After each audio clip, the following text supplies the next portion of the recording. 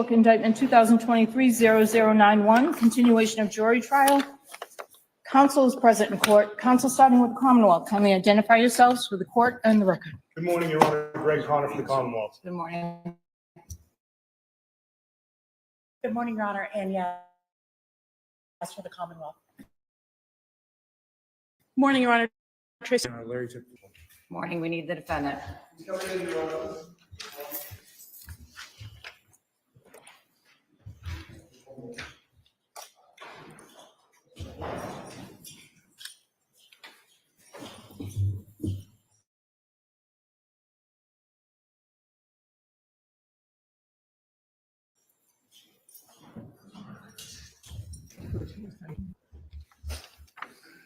Honor, for the record, the defendant's present in the courtroom. Thank you, Madam Clerk.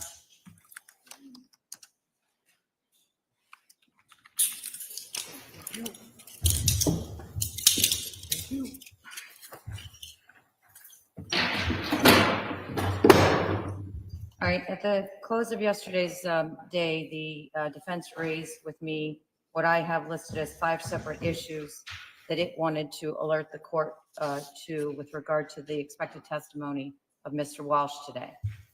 As an initial matter, does the defense still intend to call Mr. Walsh today? We do not. You do not? All right. Does that moot every issue that I researched last night? I apologize, sir. No, I just want to make sure that the 5 issues that you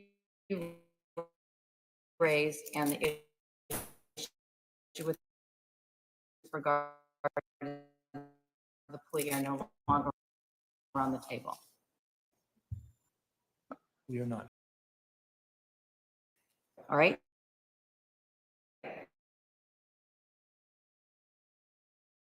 Then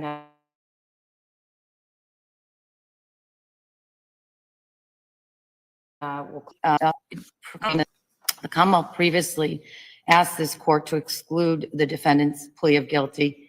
And I guess the only way that would come in at this point is if he were testifying.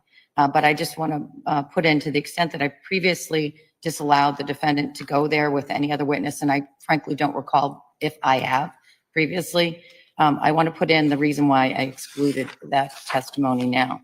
The Commonwealth did file a motion to eliminate to exclude evidence that the defendant pled guilty to misleading the police into Anna Walsh's disappearance and improper disposal of her body. After consideration, I allowed and still am allowing the Commonwealth's motion for 2 reasons. First, the defendant has failed to show how such evidence is relevant to the remaining charge of murder. And I specifically acknowledge that I read this morning the defense's motion to admit the evidence of his guilty plea, which has been docketed as 216. That was filed on December 11th, 2025, this morning, I believe. I have read it, but it doesn't do anything more than to set forth the elements of the crimes of murder.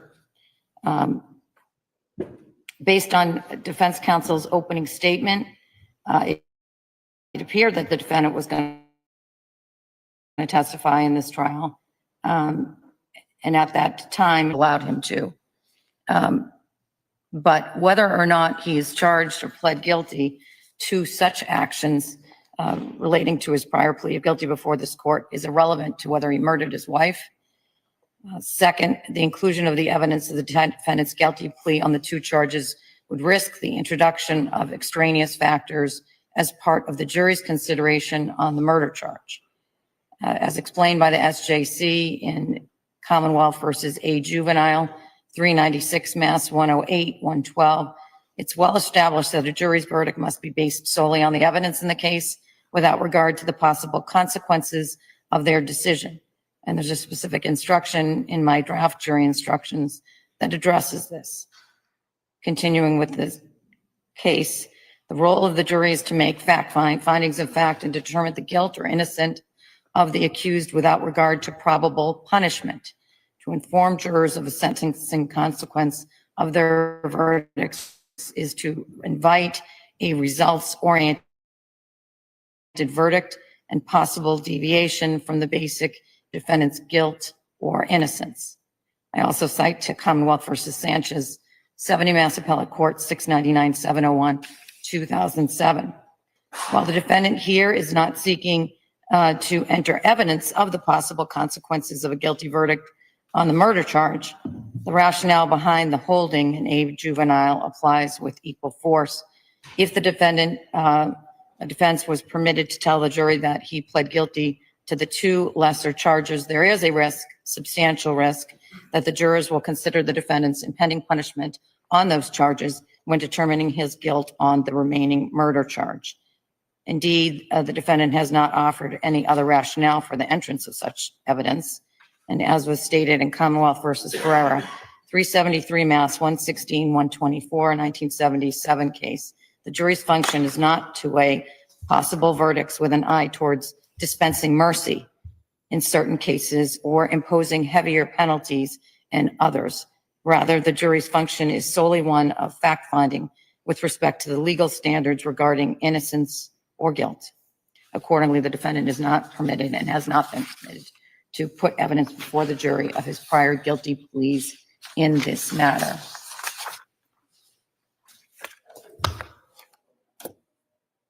And Madam Clerk alerted me to also file this morning 321, the Commonwealth supplemental motion to eliminate to exclude evidence of the November 2025 guilty plea, which I will concede I did not read because I just got it when I stepped on the bench, but I'm not sure it makes a difference in light of my ruling. Move this time, Your Honor. Thank you. All right, is 216 something you filed earlier? Why does it have this number? No, that's Okay, so just so the record's clear, when I said a moment ago, I did review what the defendant filed this morning. It's just not 216, it's 318. All right, on the docket.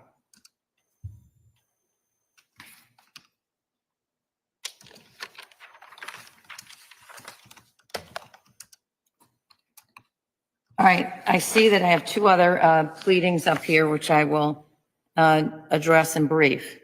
One of them I was going to address anyway.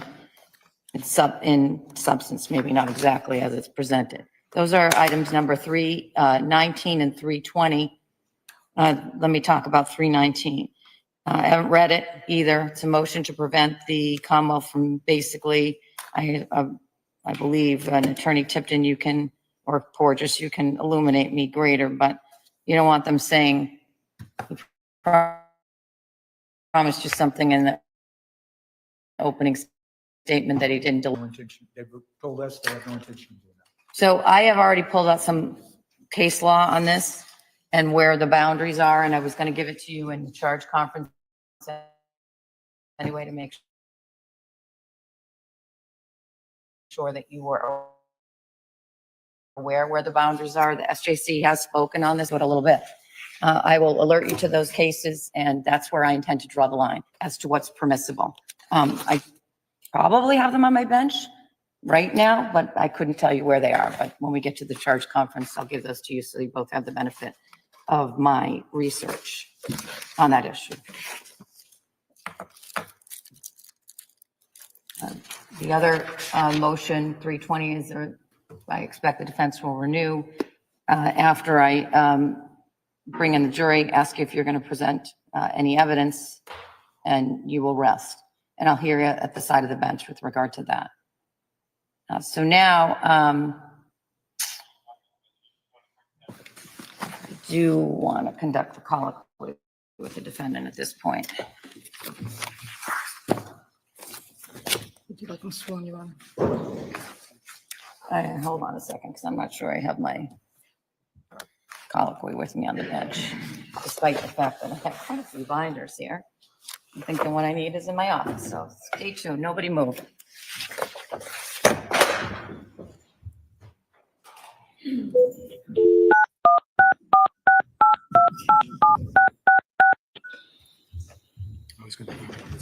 Welcome to Zoom Government.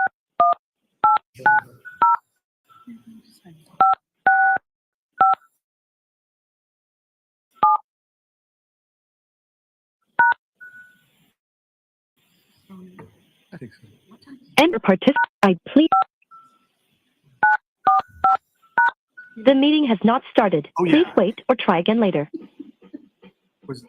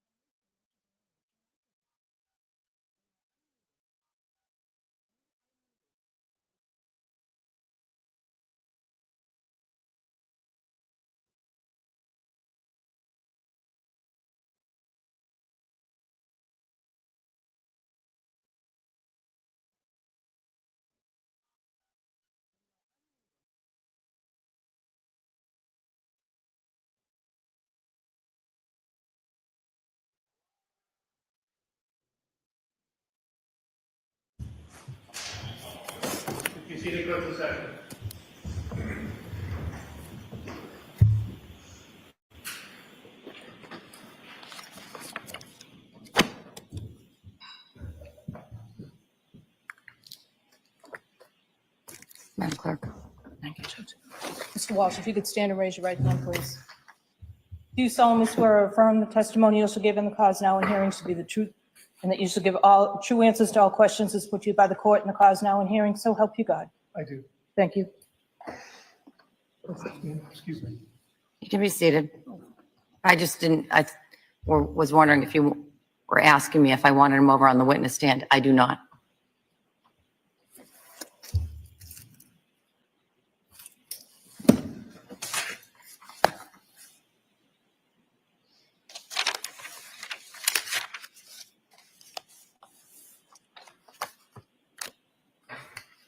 Mr. Walsh, one important decision that all defendants in every criminal trial need to make is whether or not they're going to testify in a particular case. You have an absolute right to testify at this trial, and your right whether or not to testify is solely your decision. This means that you are not required to take your attorney's advice. I'm sure that your attorneys, Attorney Tipton and Attorney Porges, have told you that if you do testify, the Commonwealth has the right to cross-examine you. That is the right to ask you questions. If you do not testify, and you and your attorney request me to do so, during my final instructions to the jury in the law on this case tomorrow, I will tell the jury that you, like all persons charged with a crime, have the right not to testify, and that the jurors may not speculate about your decision not to testify. First, I'm going to ask you some preliminary questions. Sir, in the last 24 hours, have you had any alcohol or alcoholic beverages? No, I have not. In the last 24 hours, have you taken any prescription medicines? I have not. In the last 24 hours, have you consumed any legal or illegal substances? I have not. Is your mind clear here today? It is. Tell me in your own words, what are we discussing, Whether I'll testify or not in my trial. right? Have you discussed with your attorneys the decision about whether or not to testify in this trial? I have. And have you had enough time to discuss your decision with your attorneys? Yes, I have. Have your attorneys discussed with you the pros and cons of testifying and not testifying? Yes, they have. And do you understand what your attorneys explained to you about your right to testify? Yes.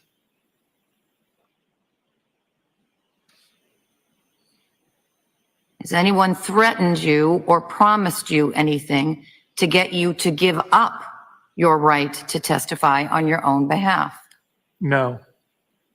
Have you made a decision about whether you wish to testify at this trial?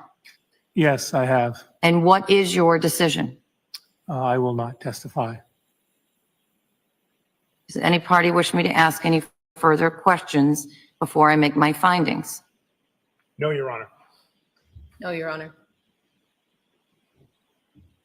I find that the defendant, Brian Walsh, freely, voluntarily, knowingly, and intelligently has waived his right to testify at this criminal trial, and that he's done so with the knowledge of its consequences. I accept his decision. We can bring the jury in.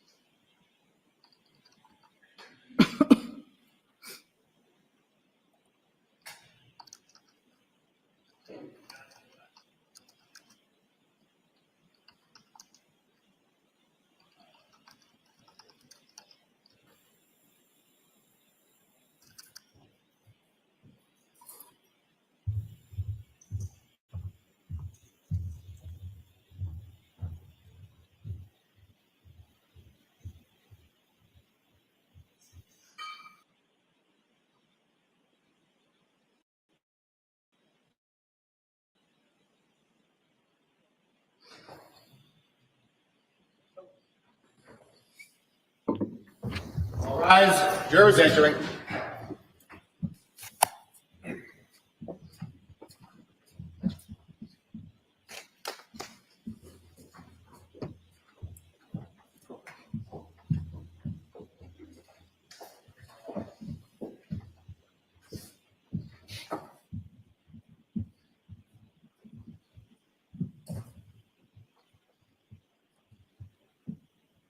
Hear ye, hear ye, hear ye. All persons have anything to do with the Honorable Diane Fernandez, Justice of the Norfolk Superior Court, for your attention to be heard. Those who have a call from Massachusetts in this honorable court, please be seated. Please turn off your cell phone. Morning, jurors.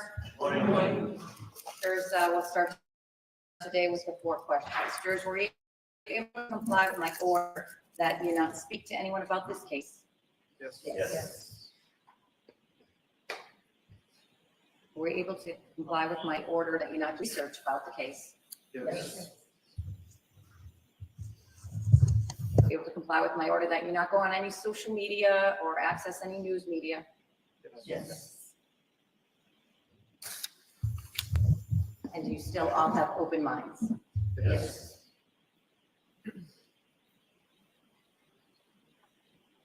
With those 4 questions all answered in the affirmative, we're ready to begin today's work.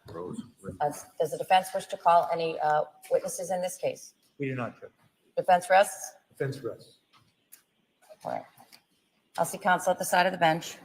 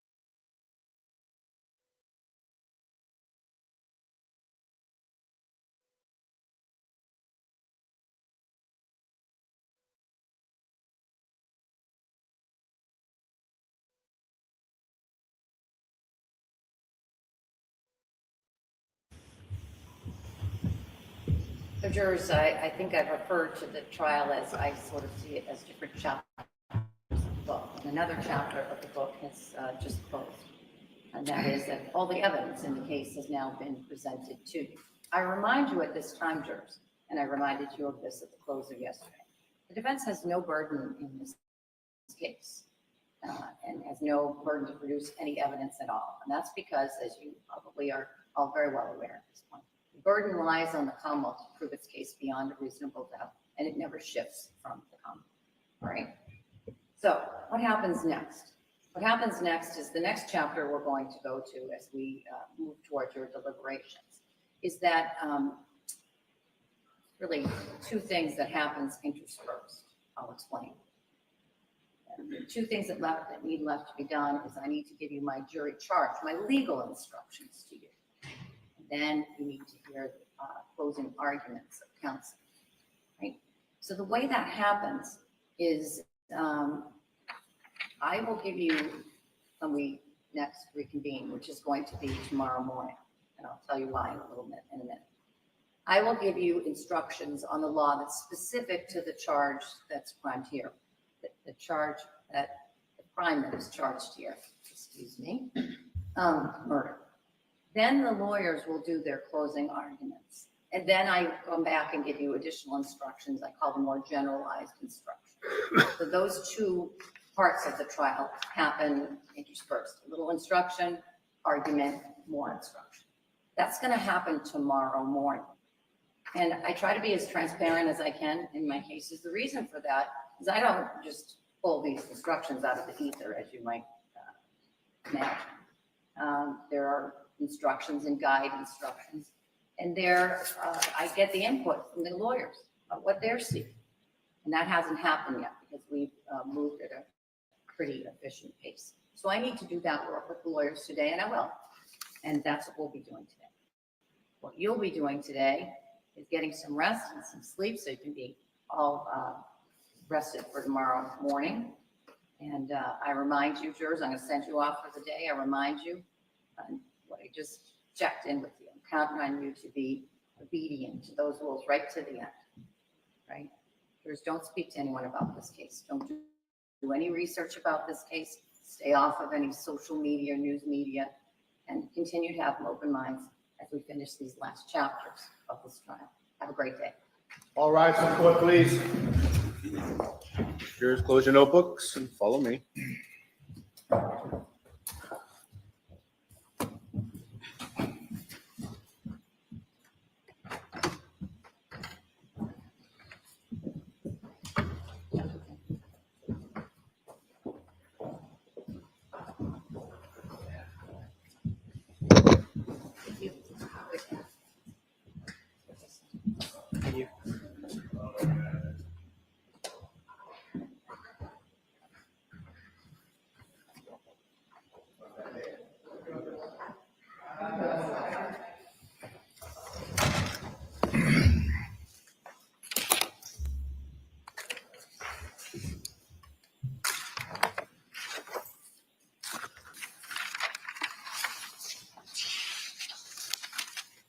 Couple of housekeeping things. Yesterday at the side of the bench, we had a discussion about, during Mr. Mutlu's testimony, in which I asked that a certain document be marked as, I think it was M or N for identification. Madam Clerk, which was it? N, I believe, with the hammer? No, Oh, the other one was N, Your Honor. N for identification. Has that been done? This is a question to the defense. On cross, Page 53 of that I want that transcript, Your whole Honor. document to be marked for identification. Has that been done? Okay, I'll get that to the court this morning.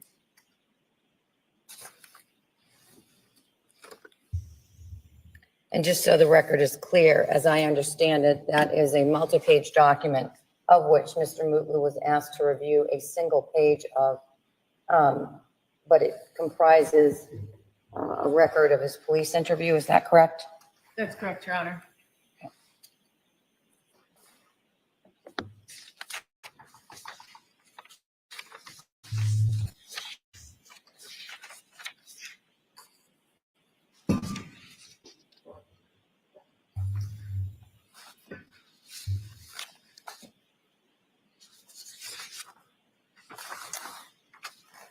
Are the parties ready to do the charge conference, recognizing that I haven't given you a draft yet because of the way things played out? I did stay last night and draft the jury instructions with the benefit of two things so far that I considered, or at least three things.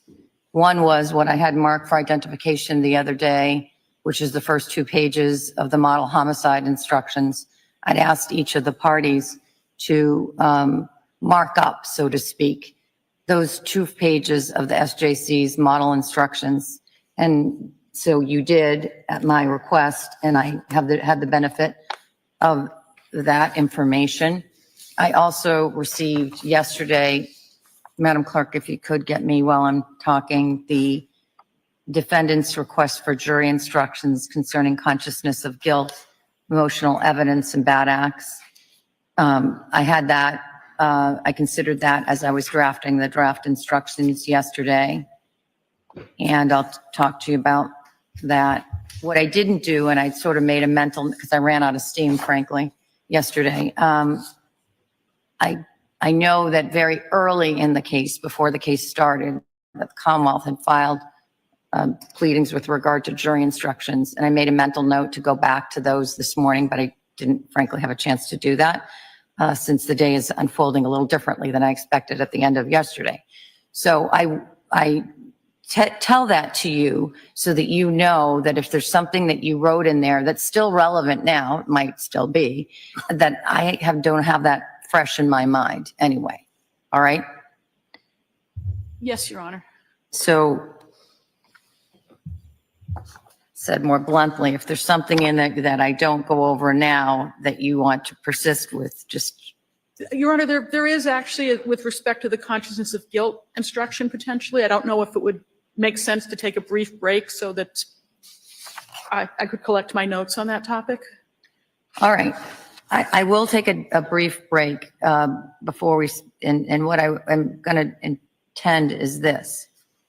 The draft instructions as I have them right now includes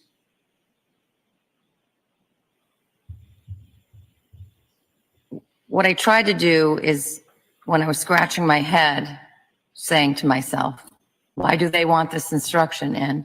I put it in anyway, and then I put it in italics so that that should be your clue that I'm questioning either why this is in here. For instance, the object of the killing must be a human being that the defense has asked for. Question mark, why are they asking for that? So the italics either means you asked for it, I'm questioning why you want it, be prepared to answer that question. Or in the instance of the instruction, I have instructions drafted right now for, and this is in part 2 of the instructions,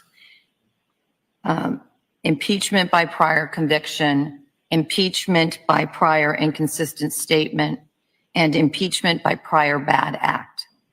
In the prior bad act, I took a swing at attempting to fairly describe the evidence that's been presented with regard to the defendant's bad acts. I tried to do it neutrally, but there may be other words that you like better. So those are in italics, even though the whole instruction isn't in italics.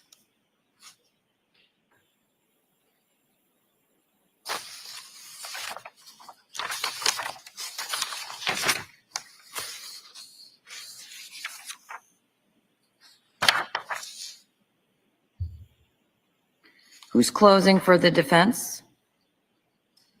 I am. And who's closing for the Commonwealth? I am.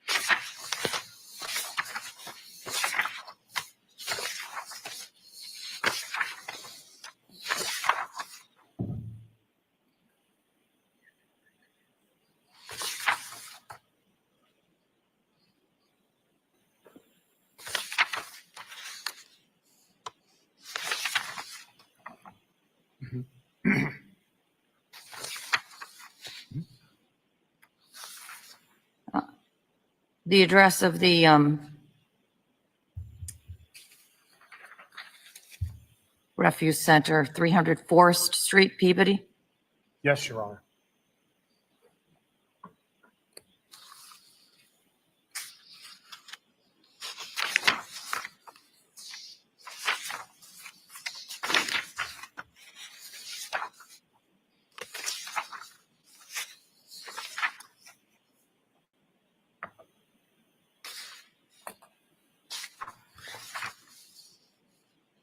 Is the defense now seeking the instruction with regard to the defendant's right not to testify? Yes, Your Honor. I'll add it.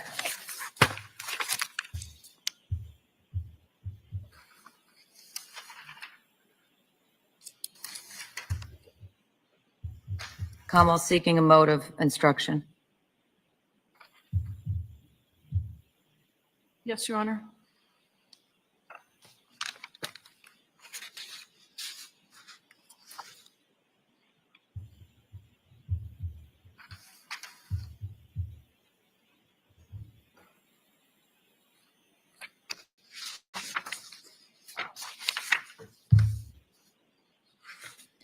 Again, look for the highlighted language in the consciousness of guilt instruction and see if there's some other language you would prefer that adequately captures trial evidence.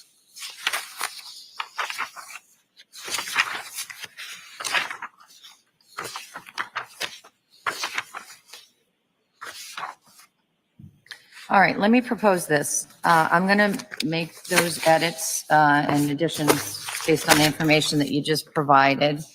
And then I'm going to have Madam Clerk shoot you a copy of the draft instructions.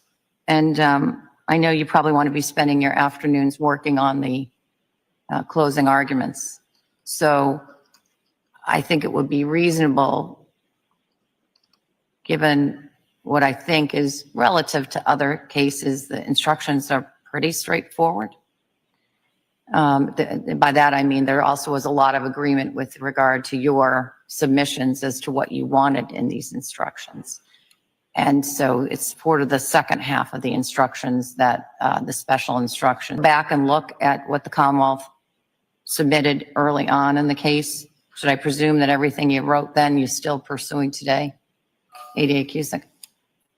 Yes, Your Honor. The Commonwealth was seeking a direct and circumstantial evidence instruction, a consciousness of guilt from the MCLE instructions, and an expert witness instruction. All of those instructions are presently in the charge, in the draft charge.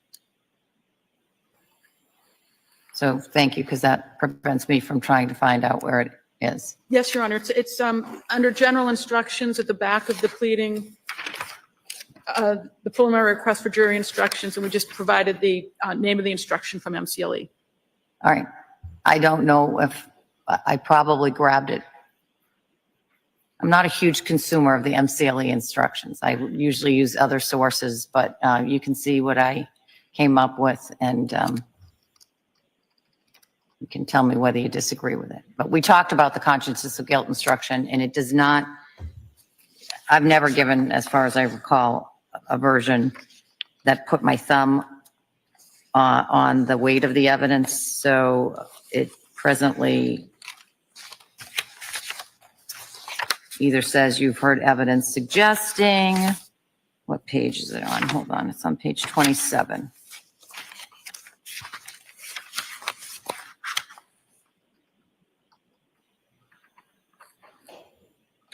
Yeah, it's some evidence suggesting.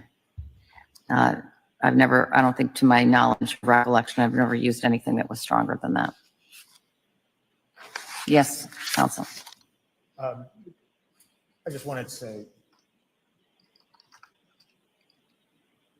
I hope you haven't spent any time on this. The object of the killing must be a human being. You mentioned that this morning, It was just not crossed out of your version, I don't believe. and it should have been. It's not an issue. I know. I said So, it should have been. so just take it, can I take it out? Yes. Thank you. I didn't spend any time on that. There are other things I spent, like about 5 issues that were of interest to me, but I learned quite a bit researching those, so didn't have a chance to look at those issues recently, and it's always good to remind yourself of them. I'll take that object of the killing out. All right, so let me get these to you, and I'm going to suggest, what's it, 9:30? Does 11 o'clock sound reasonable? Yes, Your Honor. Gives you an hour and a half to stew on. I'm going to get them to you in about 10 minutes. I don't have much to change here from what I drafted. 10:30? Sounds good. 10:30 it is. If you need 11, you let me know, but we'll say presumptively 10:30. Your Honor, could the Commonwealth also request the cases the court referenced about the extent the Commonwealth I'll can get you mention those. opening? I will get you those. There are parameters. I looked at it about 2 or 3 days ago, maybe over the weekend, something like that. Again, something I hadn't looked at in a while, and it's always good to look at the law, but I'll get it to you. Thank you, Your Honor. All rise.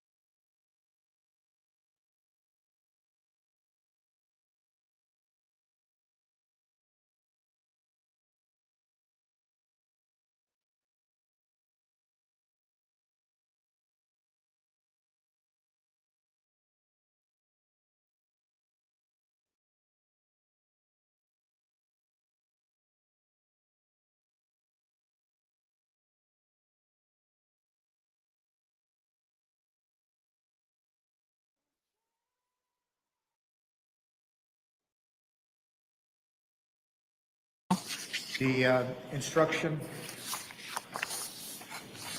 parentheses B, Yes. use of a dangerous weapon. Okay, I think that's in the context and circumstances of this case, that prejudicial and misleading. There is no evidence of, no direct evidence or circumstantial evidence that there was a weapon used that caused the death of Anna Walsh. And so what the jury is being allowed to do. what about the breadcrumbs that the Commonwealth put down? What, the breadcrumbs? Well, why don't you argue, then let them, I don't want to make their argument for them. That would be, but I want to get to the right answer. So go ahead and you argue, and then they'll argue, and you'll have an opportunity to rebut. I understand the admission of the exhibits, and I understand the admission of the hacksaw, but to suggest to the jury that they can just pick and choose whatever, quote, weapon, even if you can define it that, and just speculate as to, well, this was used, this wasn't used, that is requiring the jury to speculate that a weapon was in fact, first instance, that a weapon was in fact used when there's no evidence of that. And secondly, to speculate that some of the evidence that was introduced might have been a weapon that was used without any evidence that in fact it was. And given the state of this evidence, this instruction invites the jury to speculate without sufficient evidence to reach its conclusion, and I would ask that it be removed because all it does, well, I'm going to repeat myself. I'll leave it at that. All right, Commonwealth. From the evidence, it's a reasonable inference based on the safari history and the searches regarding getting DNA off of a knife, using a dishwasher to remove DNA. One can infer that an object was used, a dangerous weapon was used to murder Anna Walsh. There's also the evidence of the defendant's trip to the Vin and Liquors dumpster when the liquor store was closed. I believe the manager of the liquor store identified it as the defendant, throwing that bag in the dumpster. That's prior to the trip to Lowe's or any of the stores where he purchased the materials. I would suggest it's a reasonable inference that a dangerous weapon was used here, and would ask that the court keep that instruction in. I might have misheard, but I thought I heard Ms. Cusick say DNA on the knife. No, she didn't say that because there is no DNA on the knife, right? That's correct, Your Honor. So, but I did hear you say knife, didn't I? No, I didn't hear her say knife just now. There was a search. There is a knife above the, There is a knife, but there is also a search in the web history in the defendant's. I remember that. And regarding. it was, the search was specific as I recall it, and remind me if my memory is wrong. Is the search with regard to the dishwasher specific to a knife? Your Honor, may I? I believe that I can answer this question. There is a slate.com article Right. that the defendant went to that was regarding getting, can DNA be removed from a knife? Yes, Then the dishwasher following that, right? follows that, and it's can the dishwasher, and I'm just trying to find the exact words. Give me the page number on the, I think it's Exhibit 79, is that right? It's Exhibit 79. All right, And then page number 4, the DNA off of a knife, yes, is page 578. let me That's- get there. Okay.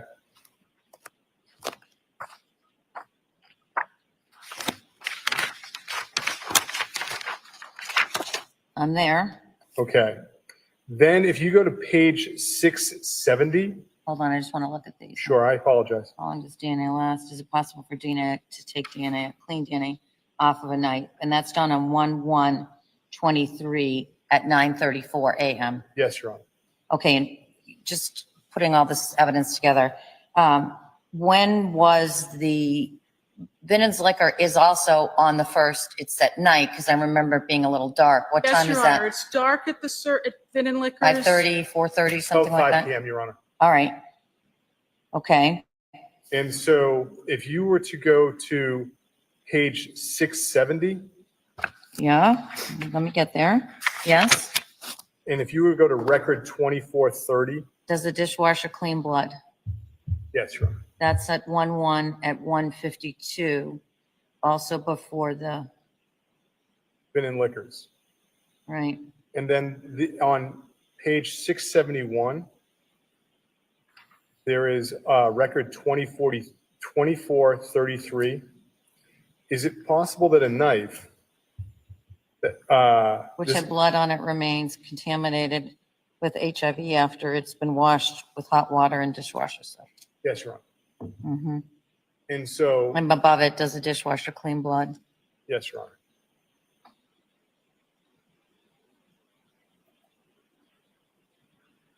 Mm-hmm. So I think earlier you referred to breadcrumbs. That's what I said. And so our position would be it's a reasonable inference based on the searches, the behavior of going to Vin and Liquors, and then this is all before the Lowe's trip where the other articles are bought for the purposes of the dismemberment. And if you look into the searches on the second, it's instructions on how to dismember. So there, what our argument is that those searches show the reasonable inference that a weapon was used.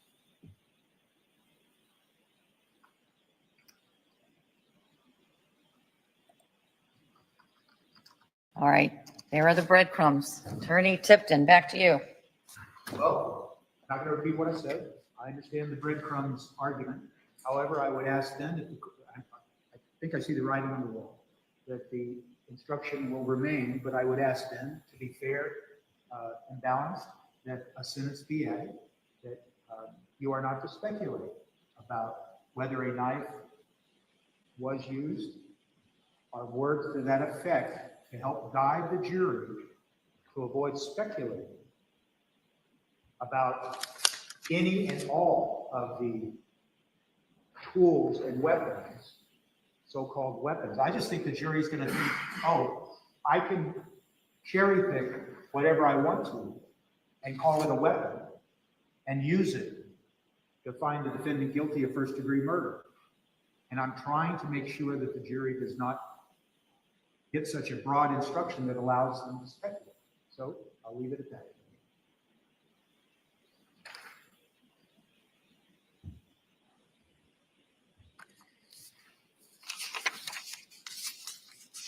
Well, I'll give some more thought about whether I add some language in there with regard to speculation. And if you wish, you can provide me with some recommended language. But as you know, the whole issue with speculation is handled quite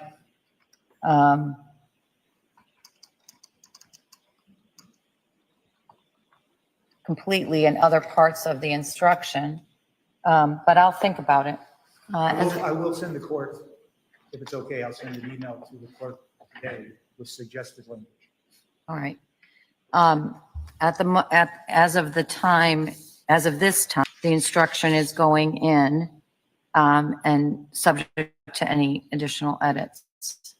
But I think there's enough there that the Commonwealth has presented, as I said, the breadcrumbs.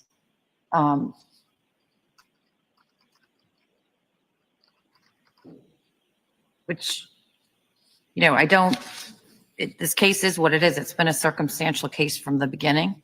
And so those breadcrumbs are important for the Commonwealth's case. And I think they've properly established it to a sufficient degree to get this instruction about use of a dangerous weapon. But I'm also mindful of what you say.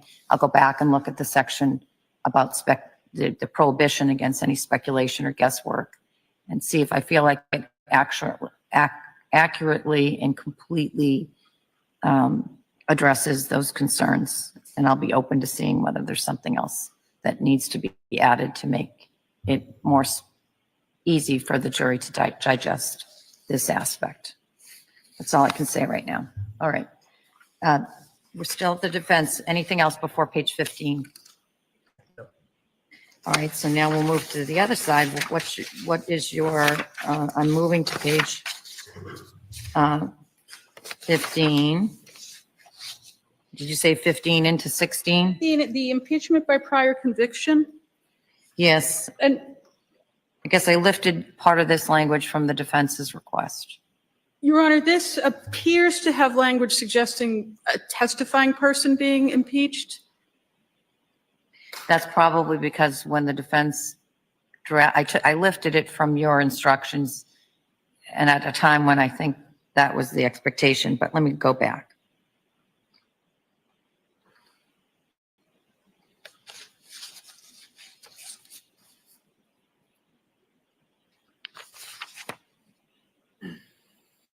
Well, that first sentence, they have heard evidence through a stipulation, right? Is it later than that I only read the first sentence so far. You've heard evidence, they have through stipulation, right? Yes, Your Honor, that That sentence is okay. it's on the next page only for the limited purpose, and I suggested I see, limited I purpose. see, I see.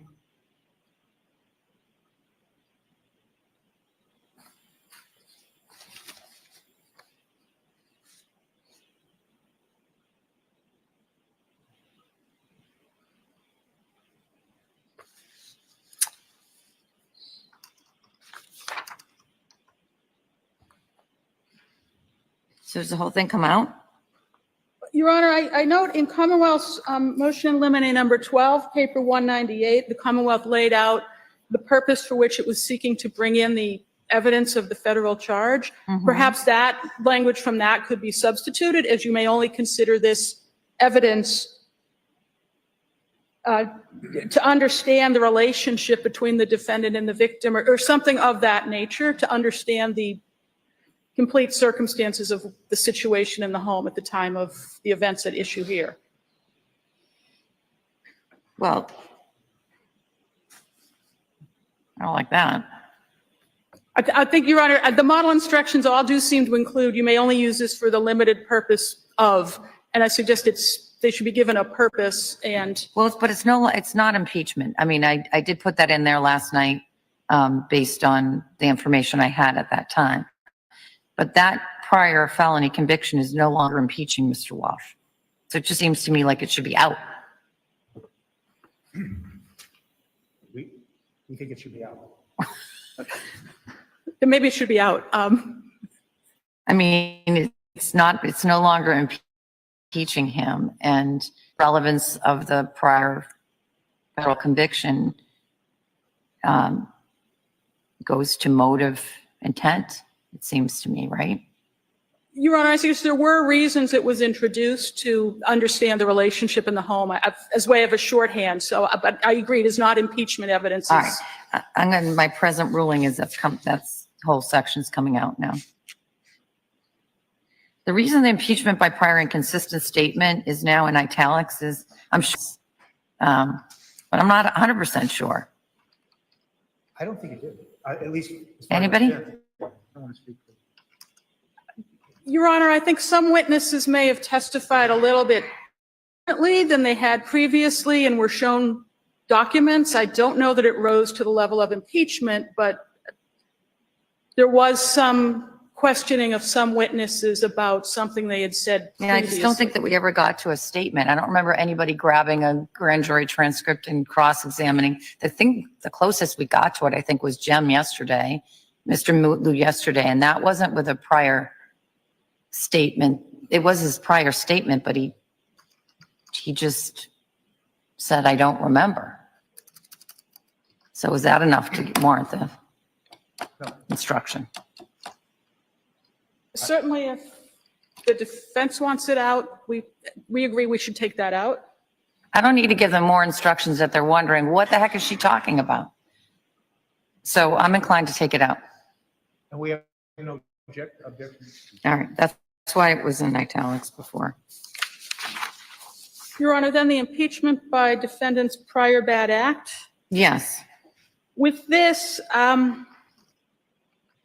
I would suggest that the lying and the conveying of the body are part and parcel of the murder at this point. It's the disposal of the evidence of the crime and the lying about what he had done. I would suggest it's not a prior bad act. It's part of the evidence of the case.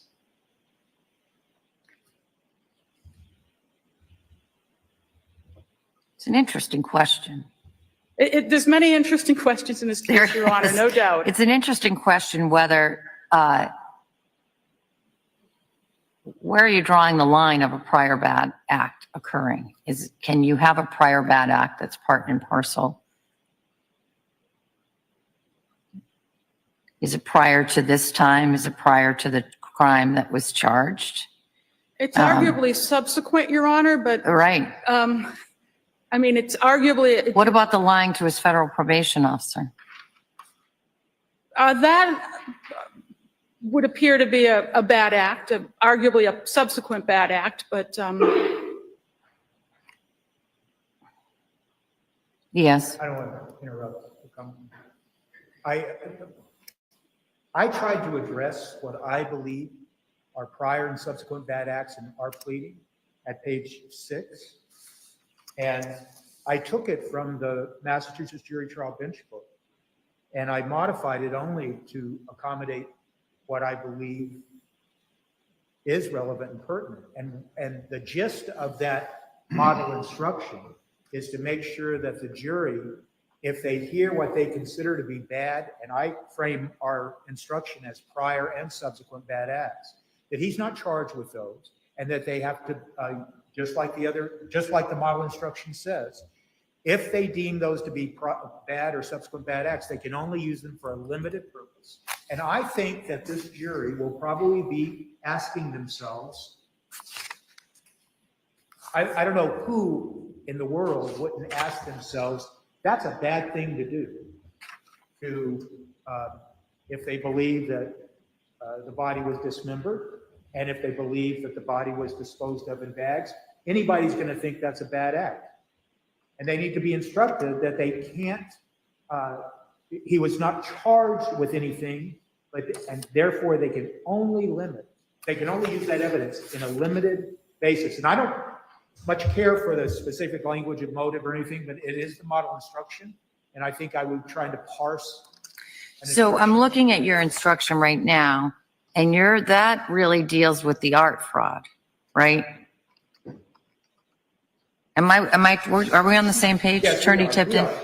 But are you suggesting, I just want to make sure I understand what the respective positions are. Are you suggesting then that you want to expand that, so you want an instruction to the jury that includes the language that I have in there, which is lying to the police and disposing of the body of Anna Walsh?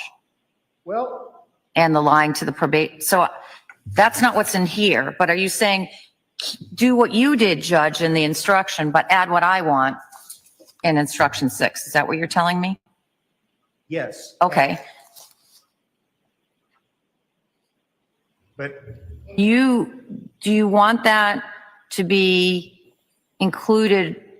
So in the proposed instruction, and just so the record's sort of clear, I'm talking about the defendant's request for jury instructions concerning consciousness of guilt, emotional bad acts. I don't know what the docket number is, but I got that. It was filed yesterday, December 10th. And I'm looking in particular at your request number 4, prior and subsequent bad acts. That's what you were referring to, Attorney Tipton.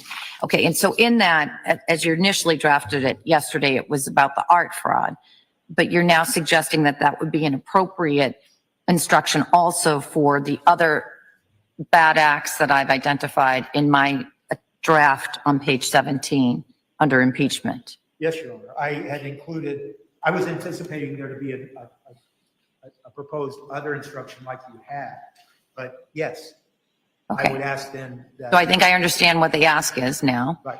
And so now I'll go to the Commonwealth. Your Honor, I think I understand it better as well. It also says in the instruction about the middle of it, if you credit the statement, I don't know that we're specifically talking about a statement here. And maybe that could be expanded if the court is inclined to keep that instruction in. Well, I think the language comes in that defendant hasn't been charged with committing any other crimes other than murder.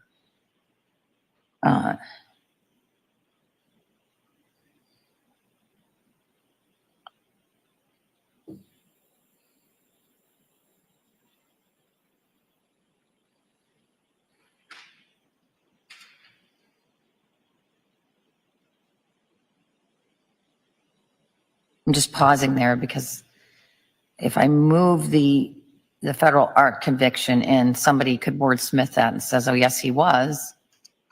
He pled guilty to a federal crime. Maybe the better way to say it is the only charge you need to consider is the present charge of murder. You looking at the first sentence? Yes.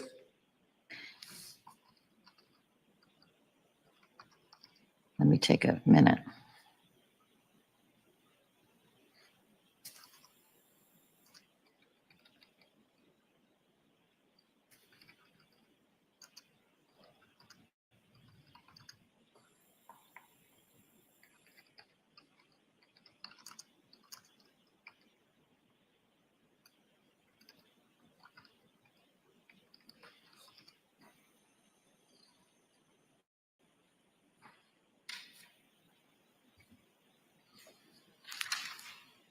All right, so if I say something along the lines of, the only charge the defendant is now facing is the charge of murder.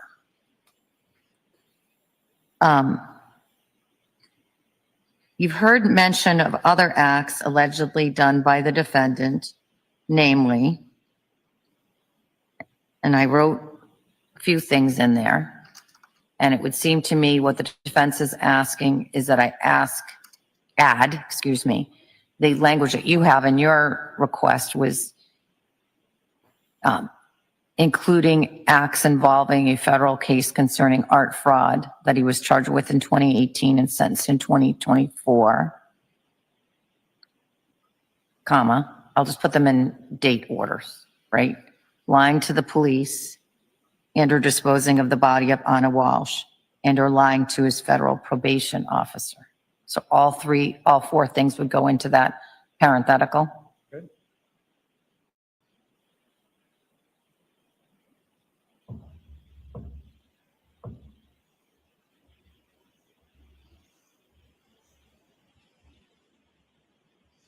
Okay. And then,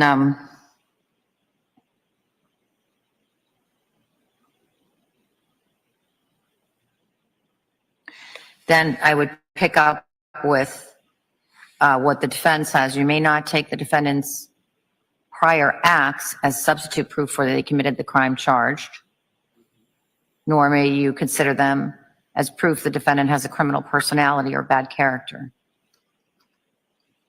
And then the rest of that, you see that all there.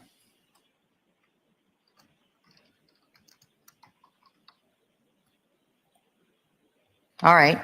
What do you think about that, Kamala?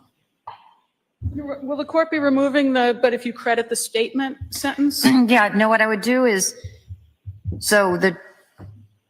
I'd make the change that the only charge the defendant is now facing is the charge of murder. You've heard mention of other acts allegedly done by the defendant, namely, and then I would go to the defense's suggestion, namely, acts involving a federal art fraud and that he was charged with in 2018 and sentenced in 2024, semicolon, lying to the police, semicolon, and or disposing of the body of Anna Walsh, semicolon, and or lying to his federal probation officer, end parentheses.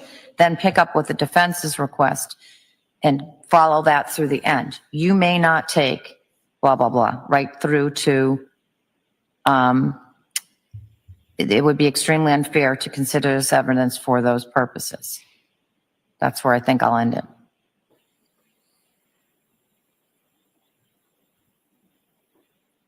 So you're not, Then I go back. I don't think that's appropriate to add the for one thing.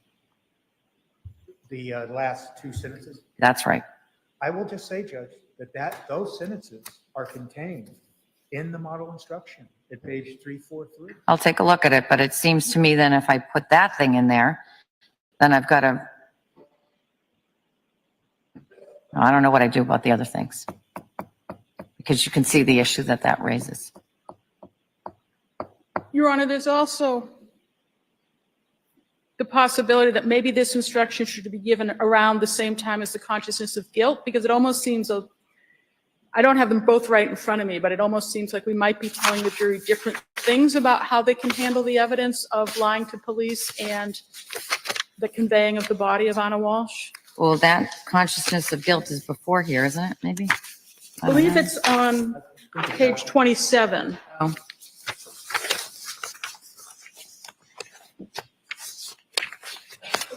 Hmm.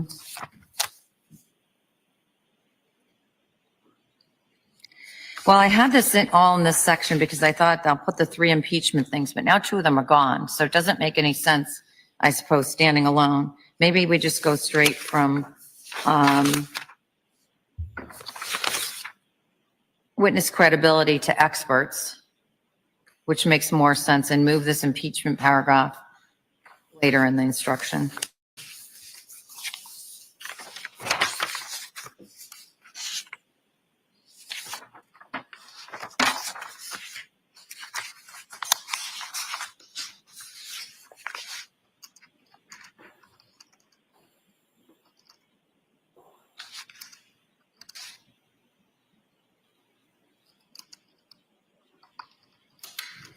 What do we think about putting it either around the vicinity of the consciousness of guilt instruction? Well, my comment would be I'm objecting to the consciousness of guilt, so I know you are. I know you are.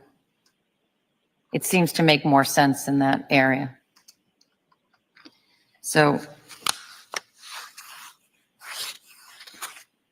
I'm going to move it probably before or after the consciousness of guilt instruction, somewhere in that vicinity. And if you have any strong preferences, you let me know when we get down to page 27. Recognizing you don't want it at all. But I'll edit the impeachment to include a substantial portion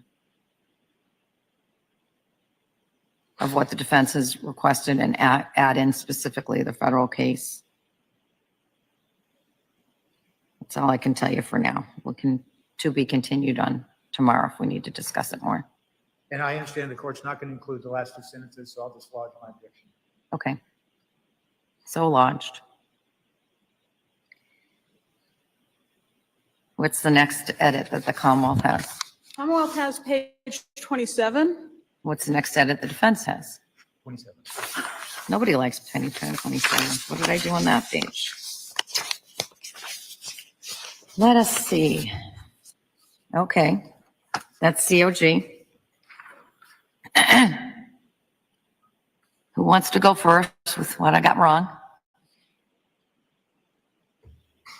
Your Honor, I would suggest here in the italicized language, Yes. in the course of the trial, there was some evidence suggesting that the defendant may have intentionally made certain false statements before his arrest, and that he may have taken steps to conceal the disposal of Anna Walsh's body. I would just suggest that that should be tried to conceal the disposal of Anna Walsh's body. And in the Well, the fact that it was unsuccessful is something you can argue. I mean, there is some evidence that he may have taken steps, right? That's not inaccurate. correct, Your Honor, that's accurate. What do you want me to add? I was thinking you could subtract some words and perhaps make it more concise, but that is certainly All accurate. right, so what do you want me to subtract? Rather than saying taken steps to conceal the disposal of Anna Walsh's body, it's tried to conceal Anna Walsh's body. It's not so much that he was concealing the body itself.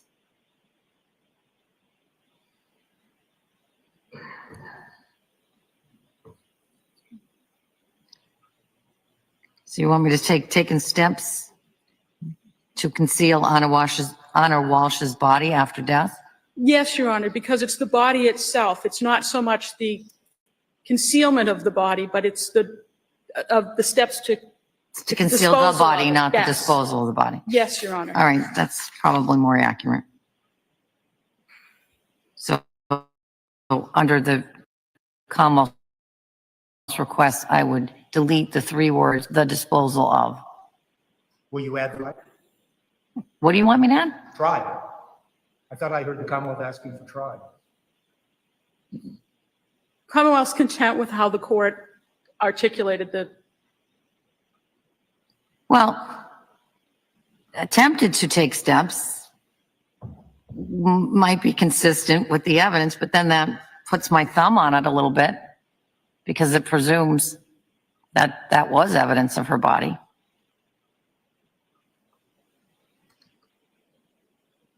All I was responding to was the Commonwealth suggested the word tried. I think that is more consistent with what the evidence shows. I'm just talking about tried, not waiving any argument to the conscience. All right, I'm going to leave it like it is with the removal of the disposal of. I don't like the tried part. In the next paragraph, Your Honor, in the italicized, defendant did attempt to provide false information. I believe it would be did provide false information.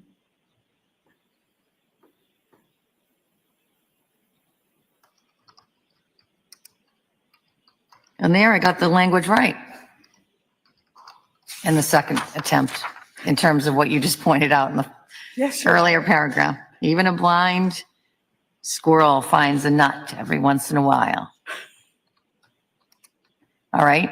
Any other edits to that consciousness of guilt instruction? Recognizing the defendant doesn't want it and that objection is noted and lodged. Are you done? I think she's done.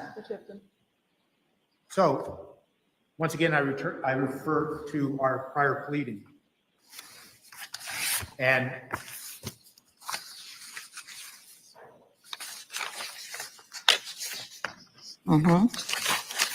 on page 4, Yes.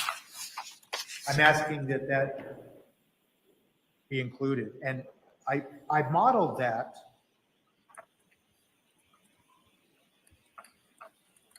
Trying to find the citation. I modeled that after what I believe to be the gist of a supplemental instruction 9:22, and it's the district court. And the heading for that supplemental instruction that's included refers to where evidence is of it, where such evidence is of another crime. It goes on to say, I caution you in considering such evidence that the defendant is not on trial for, then it has a blank intended, Right. and that's what I do. But now that I'm moving down the other section that we just discussed, which far more in a more detailed fashion addresses that. You mean in the prior? Yes, because now that's going to sit right on top of this one. Well, but I think that the reason I'm pressing this, notwithstanding this other instructions, because I think just the title alone draws attention to the jury where they're hearing a different instruction entitled consciousness of guilt. And I don't know that jury will take some language from a prior instruction and import it into this one. And it's important for them, my opinion, in our opinion, to have context for how they use so-called consciousness of guilt evidence. And the other thing is, when you talk about consciousness of guilt evidence, the case law is clear and the instruction says they can't rely on consciousness of guilt evidence. And I think it then, since we don't want the instruction in the first instance, at least it gives them better context for how to apply what they may deem to be consciousness of guilt evidence, especially where you hear all of these other acts. And yes, they will get the prior bad acts if you juxtapose it before this instruction. I actually think it's better right after it, as I'm thinking about it, because it leaves them with it puts them in that moment, and then you may not use it for this purpose. As you were arguing, I'm like, that's not going before, it should go after. Because I guess I'm just pressing this supplement. It's primarily based on this Model 9. I'll go back and look at it, and I'm going to see how it feels once I've moved things around and how it reads. All right? And of course, you know this is coming, so you will, I am sure, as you all I know you will. You're going to take those parts of my instructions that you want to highlight to the jury and put them in part of your closing arguments. And so you'll know where it is and you can point directly to it so that you highlight. I'm going to tell them, take all my instructions as a whole. You're going to drill them into the ones that you think best suit your client's argument, including this one. But anyway, I may, but. or not. Having said that, I guess I just want to ask a question. Yes. Does the court intend to supply written instructions today? So what I do is I don't give them a written instruction during the actual charge. And there's a very simple, I'm a very practical person. I've been sitting on the bench now since 2017. And not once, and I'm not proud of this. There are other judges that do a better job at this. There's not once, no matter how many times I read this, no matter how many times you read it, there's always a wayward S that sticks in there, charges instead of charge, or some other less than perfect product as I read it. And I edit those on the fly, and I tell them, typically, it's my oral instructions, not what you put in the writing. I've never had something that's been a huge guffaw, but it could happen. I don't think it's going to happen in this case, but I don't finalize those instructions until after I've read it to them, made those edits. I sort of a running game I have with myself. When are you going to get it right? Exactly right. Hasn't happened yet. I don't know that it's going to happen on this case. There's always some little niggling little mistake. So I don't give it to them in writing when I'm reading it.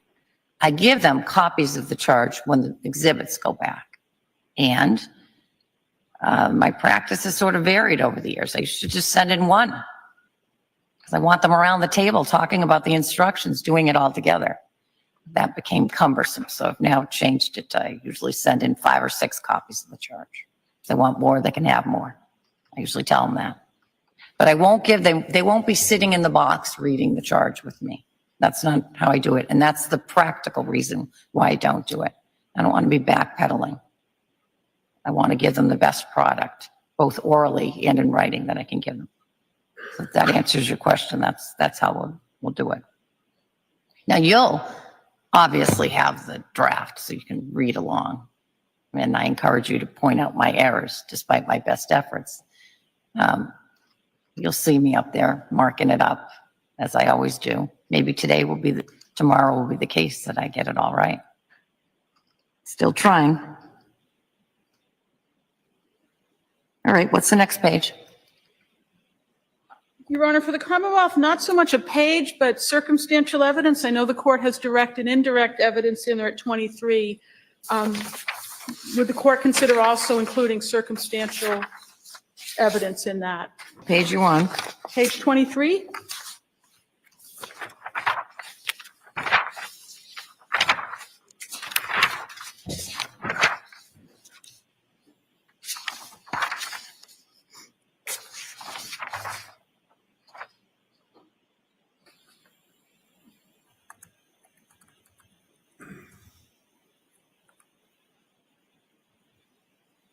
Well, this is the plain language version of the circumstantial evidence. Yes, Your Honor.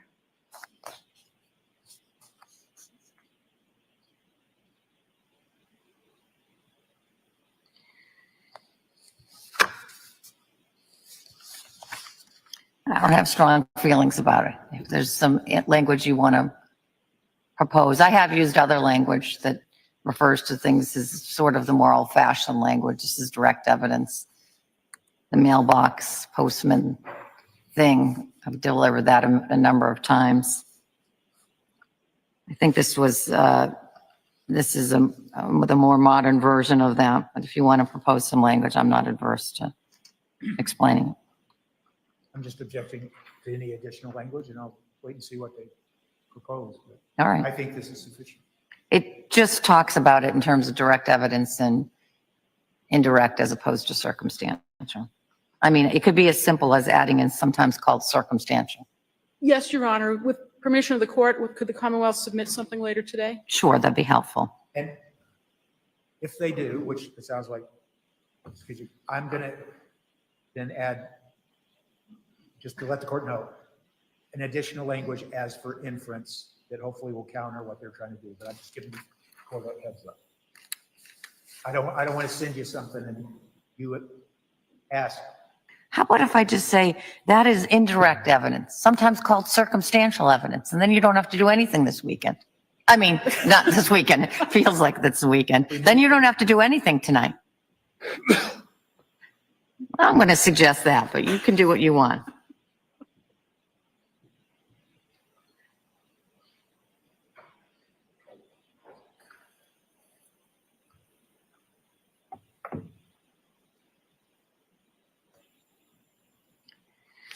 All right. Anything else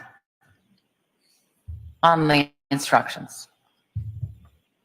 Not from the Commonwealth. All right. I really didn't mean to set off well, there's a word that comes to mind, but it wouldn't be judicial, so I won't use it. When I made my comments this morning about closing arguments. So let me just say, I'm always trying to stay a step ahead of you. It's not easy. And so I did start looking at this issue a couple of days ago. And I'm going to tell you what the cases I came across and sort of where my preliminary thinking is with regard to this. And maybe there isn't an issue. Maybe there is. But let me just tell you, we all know what I'm talking about, right? Yes. All right. So I'm going to give you some cites to some cases, and I'm going to tell you preliminarily where I think the line drawing is. And it's really preliminary because I looked at these like 4 days ago. Oh, Tuesday, December 9th. So I guess it was just yesterday.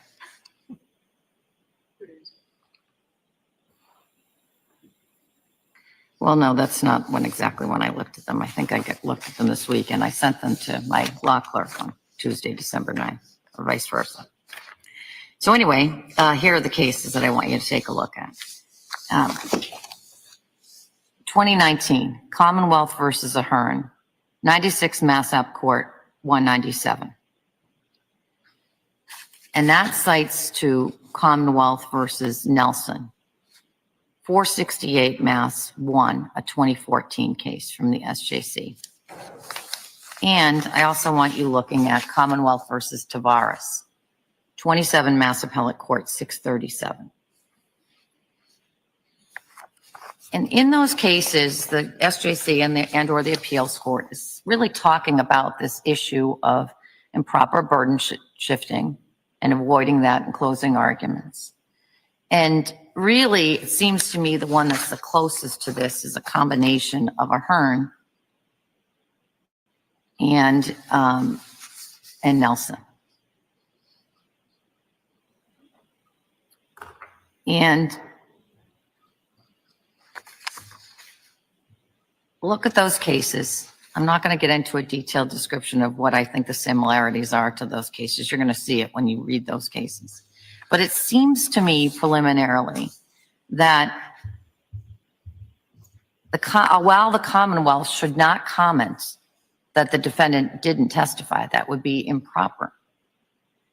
It seems to me that they could point out that there's no evidence that Anna died of any natural causes.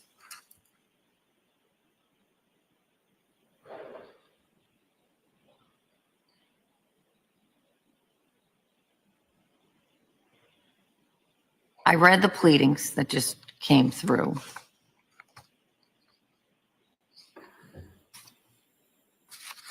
And if that is where the line is drawn, you don't have to respond to this right now.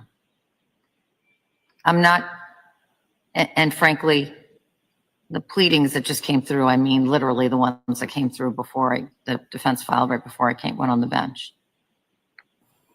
I'm not sure what are the allegations of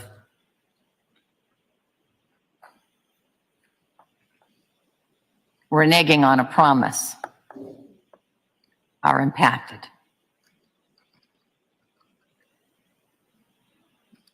But I'll qualify that by saying I read the pleading quickly and thought to myself, well, I didn't mean to start that. Back to how I opened this discussion. So that's where I think the line is drawn by those cases. And knowing that's where I'm drawing the line, take a look at those cases and we'll discuss it again before the closing arguments. Thank you, Your Honor. Just to be clear, I think and we'll read the cases, but what the court's saying is that you would think the Commonwealth could comment that something about That there is no evidence that Anna Walsh died of natural causes. And of course, the defendant can make I just want to be clear about this because I think we might reach some common ground here. That's what I'm trying to achieve. And I'm responding to something that the Commonwealth represented, I'm not going to go into right now. So let's just stick to this, if we may. So if the government's allowed to say what I just said. And of course, the defendant can argue there's no evidence that there was any homicide or any. Expect you're going to. I shouldn't be here, I suppose. But I can, once again, recite the evidence of sudden unexpected death that came into evidence.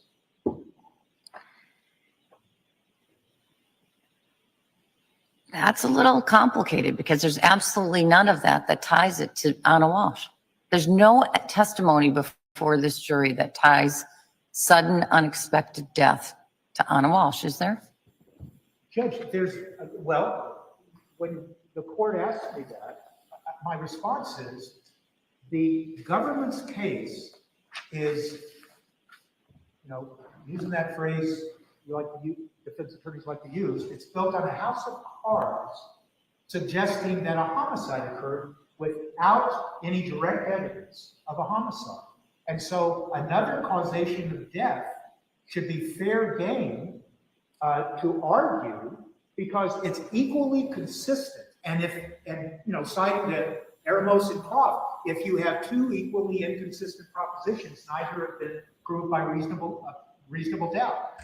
There is no direct evidence of a homicide.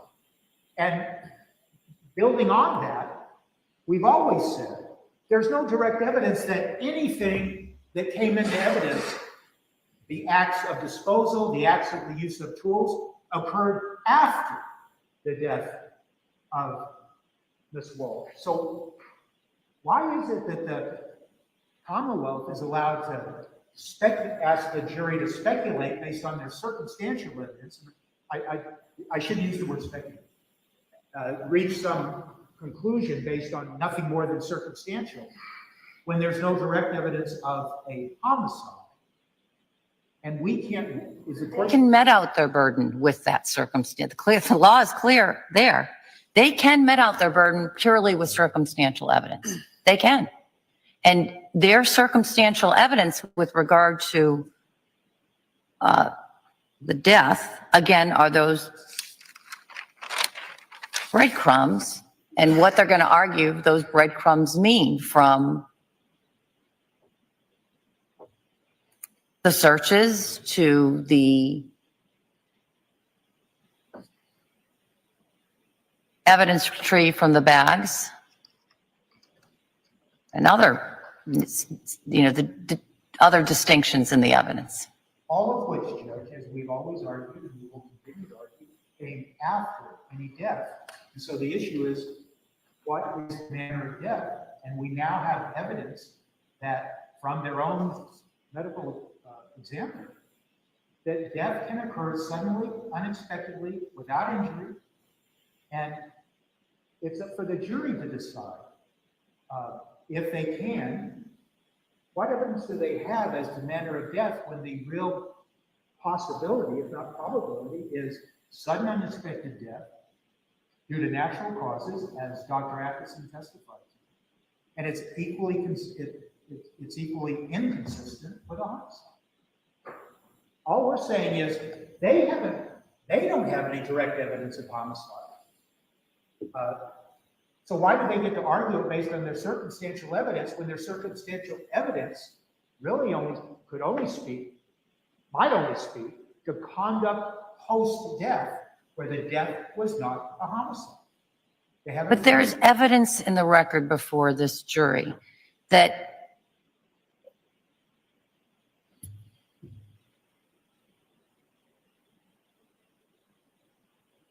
I don't want to interrupt the thought process, but there was no objection whatsoever to the entire cross-examination of Dr. Atkinson. So all of that testimony is before the jury. It's not like we represented that, we made some representation that we will present evidence later, and so we made it. so you could make an argument based on circumstantial evidence. That's what they're going to do in their case. I presume, I don't know what the Commonwealth's going to argue. I presume that they are going to draw a line between some of the evidence that was retrieved from the bags as being circumstantial evidence of things that happened before the dismemberment. I agree, they will. So, for example, the slipper, the blood in the hair. I presume their argument is going to be that that happened before. That's circumstantial evidence, because once the foot covers are purchased, presumably they were purchased, there's a reasonable inference to be drawn, they were purchased to be used. That's evidence of something that happened before. I think that's an argument. I think that's an argument to be made based on the circumstantial evidence that's presented. But so I'm turning to you and saying, if you want to argue to the jury that there was circumstantial evidence that Anna Walsh died of some natural causes, I'm just asking, what's the circumstantial evidence upon which you base that argument? That our argument fundamentally would be that all of the evidence that the government suggests was evidence that was created in the context of a homicide. There is no evidence that it was not created after a death. And so since the jury heard all about the not only just the possibility, but the probability that there is sudden unexpected death, that the jury needs to decide for themselves. Could it have been sudden unexpected death? And all of that evidence that the government is arguing is evidence of a homicide could be only evidence of an attempt to conceal evidence that a person, and using the language and conscience of guilt, a person is acting in a way not out of conscience of guilt, but out of fear or fright or anything of the sort. So why is it that, given the state of this evidence, we can argue our inferences that we believe the jury is allowed to make if they so choose, and if they decide that that evidence of concealment was evidence of a man reacting innocently and not with a guilty conscience, then how did Anna Walsh die? Maybe she died a sudden, unexpected death, and he tried to conceal it out of fear or fright, as is contained in the language of the conscience of guilt. And so the jury gets to decide. And certainly, the thrust of that argument is they're raising a reasonable doubt. And that's the evidence the jury heard. Your Honor?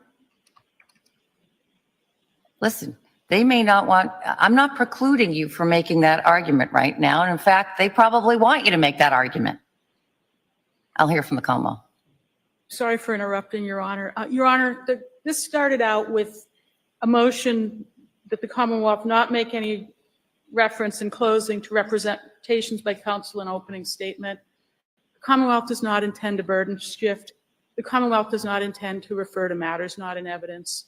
There certainly was testimony from the medical examiner talking about different ways people can die. The Commonwealth is certainly entitled to comment on that testimony, which is in evidence, but the Commonwealth is not going to comment on the opening statement. All right? And that's why I was thinking we might find common ground here. Sounds like we have. Pardon? Sounds like we have. So as long as we're able to argue that a possible manner of death was sudden unexpected death, I understand that the government's going to stand up and say nonsense.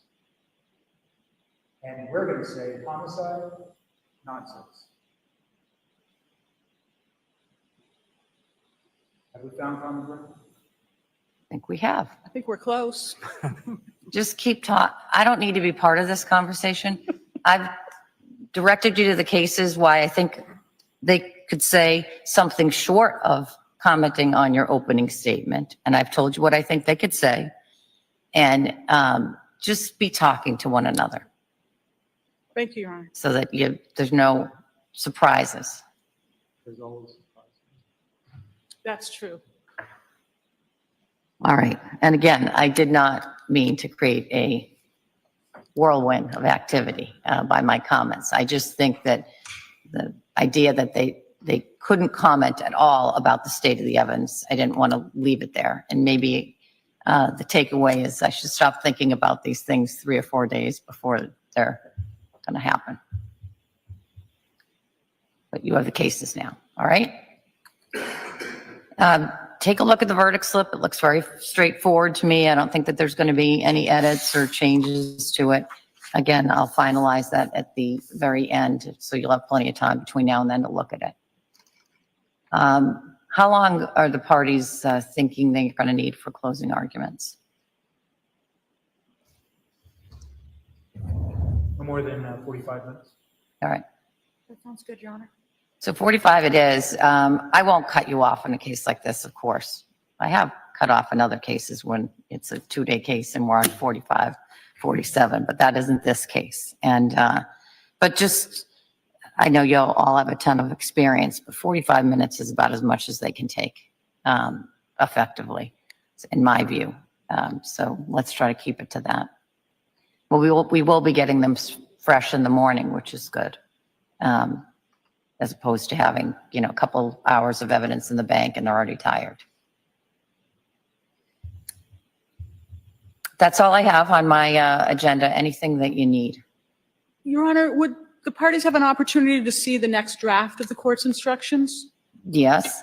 So I will be going back and editing as consistent with what we discussed. And I will then create a new draft and that will go out to you this afternoon. Thank you. And if I know that maybe there's some other language you want, I'll consider putting that in the morning. So maybe 8:45 tomorrow so that when the jury comes in, we don't have a big delay if we need to make any changes. And I think that's it. All right. Thank you. One other thing that I want to say is that you can be seated. I very much appreciate the work that you've done in the case to get the case in and tried efficiently on both sides. You picked what you needed to pick as your positions, and I appreciate the professionalism that you've shown on both sides in working with each other. And as I say, I drop into Norfolk County every once in a while as I drop into other counties. You and I, counsel, and I know that this is pretty much the routine of how the courts in the Commonwealth of Massachusetts operate day to day. There's nothing unusual about this case. The level at which you perform is the level at which I see when I travel county to county. And I appreciate the work that you've done on this case and will continue to do on this case. Thank you. Thank you. All rise. Matters continue.